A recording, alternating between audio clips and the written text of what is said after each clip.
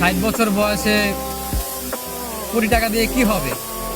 যদি 18 বছর বয়সের সবগুলো পূর্ণ করতে না পারি কি হবে? শেষ মুহূর্তে 100 কোটি টাকা কামিয়ে কি হবে? তখন তো আর বেঁচেই থাকবো না। এখন এই বয়সের শখগুলো যদি পূর্ণ করতে না পারে, ছেলে মানুষ বয়স 18 হওয়ার পরই সে বাস্তবতা শিখে যায়, সে পরিস্থিতি বুঝে নিতে শিখে যায়। দায়িত্ব কি জিনিস তাকে শেখাতে হয় না, এমনিতেই বুঝে যায়।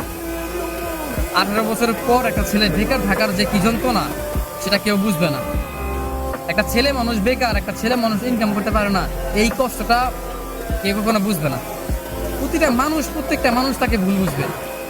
অথচ শেষ বয়সে এসে 100 কোটি টাকা দিয়ে কি হবে?